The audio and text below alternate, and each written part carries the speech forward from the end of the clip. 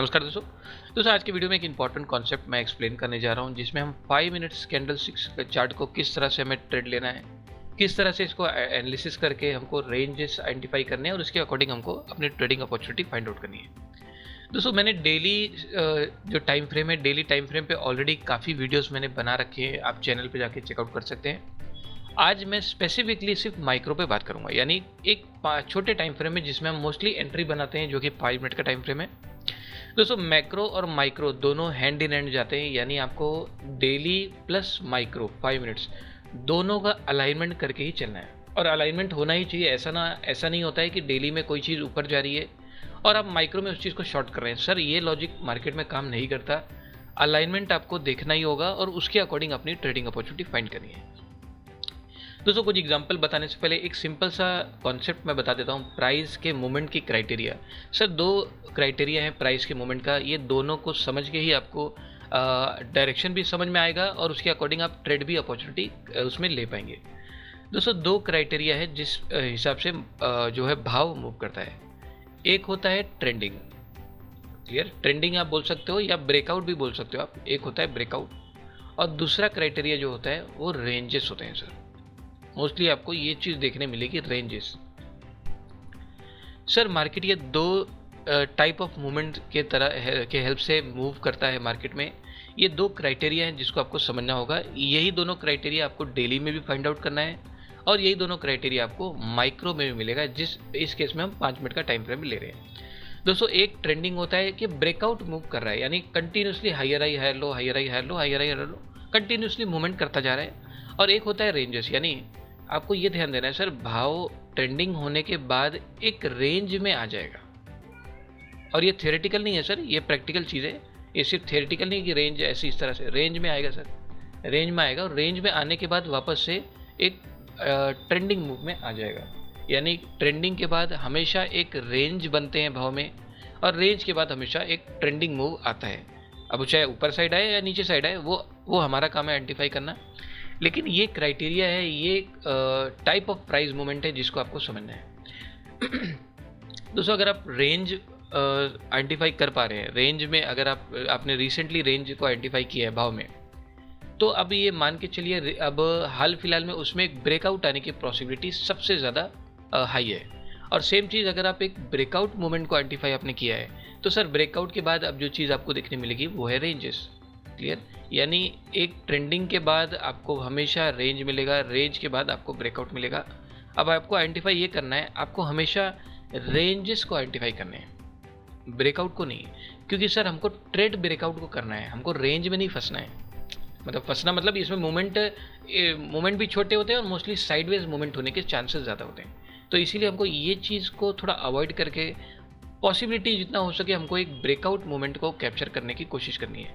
तो sir breakout आप capture तब करोगे जब आप रेंज को आइडेंटिफाई कर पाओगे, क्योंकि सर यही है मार्केट साइकिल, क्लियर। रेंज के बाद ब्रेकआउट आता है, ब्रेकआउट के बाद रेंज बनता है। तो हमको रेंजेस को समझना ज़रूरी है और इसी में अपने को ट्रेडिंग अपॉर्चुनिटी भी यहाँ पे मिलने वाली है। अब सेम चीज़ कोई भी एक स्टॉक में ले लेता हूँ और 5 मिनट में ये सेम कॉन्सेप्ट में दिखा देता हूँ। ओके, यहाँ पे दिखा देता हूँ ICICI बैंक में। अब थोड़ा पीछे से मैं आपको पहले शुरुआत से दिखाता हूँ किस तरह से ये सर ये यहाँ से अगर आप नोटिस करोगे, ये 9 तारीख से ये 9, 11, 15, 16 इस तरह से कंटिन्यूसली हायर हाई बना रहा है। मतलब इसमें रेंजेस कुछ भी नहीं है, continue higher high higher low का स्ट्रक्चर बना रहा है। डेली में भी यही चीज़ आपको दिखेगी। मैंने क्या बोला सर, दोनों का अलाइनमेंट होना ज़रूरी है। अगर आपको डेली में कोई चीज़ ऊपर जाती दिख रही है और आप 5 मिनट में उसको सेल करने की कोशिश कर रहे हो, कोई भी स्ट्रेटेजी या कोई भी इंडिकेटर से अगर आप उस तरह से कर रहे हो, सर ये चीज़ें वर्क नहीं करती मार्केट में, क्लियर। ये प्रॉपर तरीका नहीं है काम करने का, आपको दोनों को अलाइनमेंट करके ही काम करना है, क्लियर पॉइंट।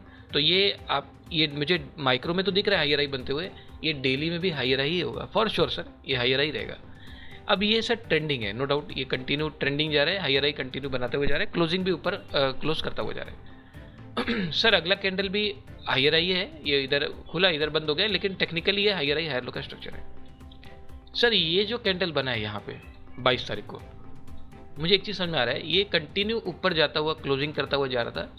यहाँ पे मुझे एक चीज़ समझ में आ रहा है, ये गया लेकिन ये इसके रेंज के अंदर ही फंस गया है, क्लियर। मेरा बोलना ये है, अभी तक कंटिन्यूसली स्ट्रक्चर हायर हाई लग रहा है, ये हाई लगने के बाद इसका हाई ब्रेक नहीं कर पाया। सिंपल है, यानी एक चीज़ तो मेरे को क्लियर हो गया है सर, जो मेरा अपर रेंज है एक रफली मैं ये वाले जोन पे मार्क कर देता हूँ। लोअर रेंज मिला नहीं, क्यों सर? अब हो सकता है नीचे कंटिन्यू जाता जाए, तो ट्रेंडिंग ही है ना सर। लोअर रेंज देखते हैं कहाँ पे मिल रहा है सर। यहाँ पे ये लोअर लो बनाया है इस कैंडल ने, एक्चुअली में लोअर लो लोअर हाई है। नेक्स्ट डे लोअर लो इसका नहीं बन रहा है, यानी इसका लो टूट नहीं रहा है, यानी ये इसका हाई इसने तोड़ा, इसका हाई इसने तोड़ा, इसका हाई नहीं टूटा, तो मैंने हाई मार्क कर दिया। सर इसका लो इसने तोड़ा, इसका लो नहीं टूटा, तो मेरे पास लो भी आ गया क्या? क्लियर? यानी सर एक लो को भी मैं यहाँ पे रफली इस एरिया में मार्क कर दे रहा हूँ। अब मुझे पता है सर, पिछली बार जो हाई टूटना बंद हुआ था ये वाला हाई था, और जो लो टूटना बंद हुआ था 22 तारीख का ये वाला था। क्या आपको लगता है सर ये मेरा रेंज रेडी हो गया है? क्लियर? ये मैंने सिर्फ माइक्रो एनालिसिस किया है सर, ये मेरा रेंज तैयार हो गया है। अब मुझे एक चीज़ पता है, अगर प्राइस इस रेंज के अपर पार्ट को ब्रेकआउट करके सस्टेनेंस करता है, सर सस्टेन क्यों? क्योंकि सर ब्रेकआउट फेल भी होते हैं मार्केट में, और ज़्यादातर बार ब्रेकआउट फेल होंगे, जिसको हम दूसरी भाषा में ब्रेक इनसाइड भी कहते हैं। ब्रेक होगा इनसाइड आ जाएगा, break inside. Sir break inside ज़्यादा होते हैं, ये भी हमको पता है, तो ब्रेकआउट एक्चुअल में रियल है कि फेल्ड है, वो अपने को उसके सस्टेनेंस से मालूम पड़ेगा। सस्टेन कर पा रहा है क्या उसके नीचे या ऊपर? Clear point? तो मेरा ये रेंज मेरे पास रेडी है। अब मेरे को एक चीज़ मालूम है, क्लियर पॉइंट, या तो इसको ऊपर ब्रेक करके सस्टेनेंस दिखाना चाहिए, या तो इसके नीचे ब्रेक करके यहाँ पे मुझे सस्टेनेंस दिखाना चाहिए, तो फिर मैं मानूंगा ये रेंज ब्रेकआउट हो गया है और वापस से एक ब्रेकआउट की शुरुआत हो गई, एक ट्रेंडिंग मूव की शुरुआत हो चुकी है। वरना अगर ये रेंज यहाँ पे बन चुका है तो अब चांसेस, अगर ब्रेकआउट नहीं होते हैं तो चांसेस यही है सर, ये अपर रेंज के पास मोस्टली मुझे सेलिंग अपॉर्चुनिटी देखने को मिलेगी, और ये लोअर रेंज के पास मुझे अपनी बाइंग अपॉर्चुनिटी को फाइंड करना है। अब देखते हैं आगे किस तरह से मूवमेंट यहाँ पे हो रहे हैं। ये देखिए वापस से सर, जैसे मैंने आपको बोला ये ब्रेक हुआ और एट द एंड सर वापस से अंदर आ गया, यानी ब्रेक होके ब्रेक इनसाइड हो गया। Break inside sir failed breakout का सिम्टम दिखा रहे हैं। क्लियर? ये सब मोस्टली आपको चीज़ें देखने मिलेगी, इसी तरह से मार्केट वर्क करता है सर। ब्रेकआउट ज़्यादातर बार फेल होंगे, और जब अगर वो सस्टेन हो पाते हैं तो वहाँ पे एक क्लियर हमको ट्रेंडिंग मूवमेंट देखने मिलता है। तो सर यहाँ पे ब्रेक होके इनसाइड, और नो डाउट ये लोअर रेंज है जहाँ पे मुझे मेरी बाइंग अपॉर्चुनिटी, यहाँ पे पॉसिबिलिटी इस जगह पे है कि बाइंग अपॉर्चुनिटी मिलेगी। नेक्स्ट डे सर वापस अपर रेंज में आ गया, और यहाँ से वापस नीचे आना स्टार्ट हो गया।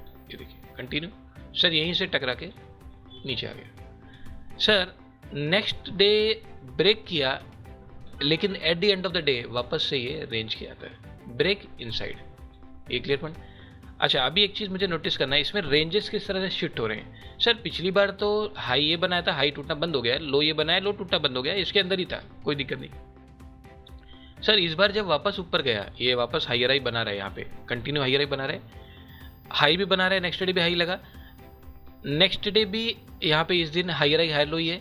लेकिन अगले दिन मुझे समझ में आया सर ये वाले दिन एक्चुअल में हाई नहीं बनाया, लोअर लो लोअर हाई बनाया, यानी यहाँ से नो डाउट ये रेंज तो वही है, यहाँ से वापस नीचे शिफ्ट हो गया, कोई बात नहीं।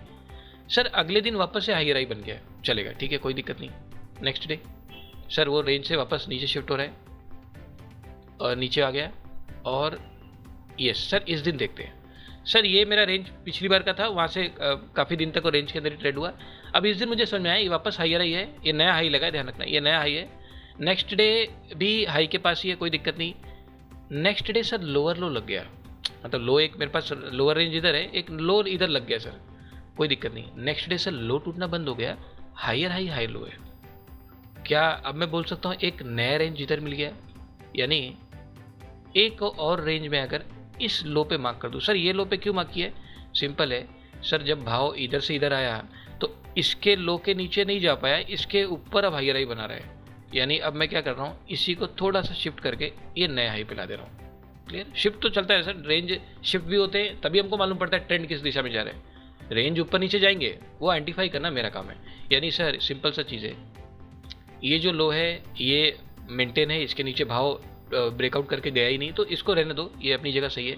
ये जब ऊपर गया एक नया हाई लगाया, तो मैंने उस हाई पे मार्क कर दिया, क्योंकि इसका हाई लूटना बंद हो गया है। ये जब नीचे आया तो ये नीचे यहाँ तक नहीं आया है, यहीं से घूम गया हाइयर हाई बना के, यानी ये एक नया लोअर रेंज है। बस क्लियर?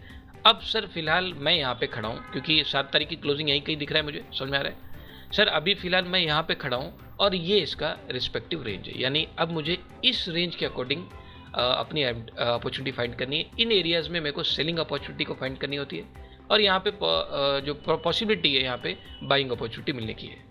और ब्रेकआउट वाला सिनेरियो मैंने बता चुके हैं, क्लियर। अब यहाँ पे देखते हैं किस तरह से ये रेंजेस वर्क कर रहे हैं। ये देखिए सर, ये वापस से अपर रेंज, ये वाला जो पिछला रेंज था यहीं से जाके नीचे आ गया, और इस दिन ये रेंज को ब्रेक करके वापस अपने पुराने रेंज में आ गया ये, क्लियर पॉइंट। अब देखते हैं वापस सर, वापस उसी रेंज में, मतलब ये रेंज अपनी जगह, ये सेम सर हाई वही है पिछली बार का, इसके ऊपर सस्टेन नहीं कर पा रहा है। अभी ये चीज़ देखिए 12 तारीख को सर, 12 को एट द एंड ब्रेक तो ऊपर किया, लेकिन 13 को वापस अंदर आ गया।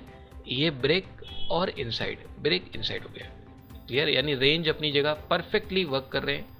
ये देखिए सर, क्लियर सर, ये वही रेंज है जो हमने पिछली बार मार्क किया था, क्लियर पॉइंट सर। ये इसी तरह से भाव वर्क करता है। दो क्राइटेरिया मैंने आपको एक्सप्लेन किया है ड्राइंग में, एक रेंज होते हैं और एक उसके बाद जो मूवमेंट आता है वो ट्रेंडिंग या ब्रेकआउट मूव आप बोल सकते हो। तो अगर आपने रेंजेस को आइडेंटिफाई किया है तो नेक्स्ट अब जो चीज़ देखने वाले हो ब्रेकआउट देखने वाले हो। अगर आपने ब्रेकआउट को आइडेंटिफाई किया है, जो कि यहाँ पे इस जगह पे यहाँ बना हुआ है इस स्टॉक में, ये वाली जगह पे, अगर आपने ब्रेकआउट मूवमेंट को आइडेंटिफाई किया है तो अब रेंजेस देखने के यहाँ पे रेंजेस बनने की पॉसिबिलिटी सबसे ज़्यादा है। तो ये दोनों चीज़ों को ध्यान रखते हुए मैक्रो और माइक्रो दोनों का अलाइनमेंट करके ही आपको सारी चीज़ें समझ में आएगी, और इसके अकॉर्डिंग ही सर इसी रेंजेस में आपको अपनी अपॉर्चुनिटी फाइंड करना है। कोई सर बताने नहीं आएगा आपको, अब नेक्स्ट डे सेल होने वाला कोई कुछ बताने नहीं आता। ये सारी चीज़ें खुद अपने को आइडेंटिफाई करना है, लेकिन उसका हेल्प आपको इन चीज़ों से मिलने वाला है, क्लियर पॉइंट। तो खुद अपनी अलग अलग स्टॉक्स पे इस चीज़ को प्रैक्टिस कीजिए, इसका इफेक्टिवनेस आपको तभी समझ में आएगा, clear. Pure price reading method है ये, भाव को देख के सारी चीज़ें हम आइडेंटिफाई करते हैं, उसके अकॉर्डिंग वहाँ पे ट्रेडिंग अपॉर्चुनिटी हमको मिलती है, क्लियर। दोस्तों, हमारा नया course content advance price reading 3.0, जो कि हमने ईयर 2025 के लिए हमने इसको लॉन्च किया है। जो प्रीवियस कंटेंट था, जो कि वर्जन 2 से हमने इसको लॉन्च किया था 2024 के लिए, उस कंटेंट से हमने काफ़ी सारी चीज़ें इसमें ऐड ऑन ही की है, और चीज़ों को और ज़्यादा सिंप्लीफाई करने की हमने इसमें कोशिश की है। दोस्तों, कुछ मेथड्स भी मैंने इसमें ऐड ऑन किए हैं, जैसे आप देख सकते हैं एडवांस स्टॉक सिलेक्शन का मेथड है, जिसमें स्टॉक को फॉलो करने का एक सिस्टम, एक प्रॉपर सिस्टम मैंने इसमें एक्सप्लेन किया हुआ है। स्विंग ट्रेडिंग का भी इसमें हमने एक कॉन्सेप्ट को एक्सप्लेन किया है, वीकली बेसिस पे किस तरह से एक स्विंग बेसिस पे हमने इसको ट्रेड करना है। एडवांस एंट्री एग्जिट, जिसमें हम मनी मैनेजमेंट और रिस्क मैनेजमेंट को भी फॉलो करना बताएंगे। तो काफ़ी सारी चीज़ें हमने इसमें ऐड ऑन की है, एक सिंप्लीफाई करने की, इसमें और ज़्यादा सिंप्लीफाई करने की कोशिश की है। तो आप में से जो भी एडवांस प्राइस रीडिंग 3.0 को सीखना चाहते हैं, सारी डिटेल्स डिस्क्रिप्शन में अवेलेबल है, आप मुझसे डायरेक्ट कॉन्टैक्ट कर सकते हैं। तो चलिए अब मिलते हैं हमारे नेक्स्ट एजुकेशन वीडियो में।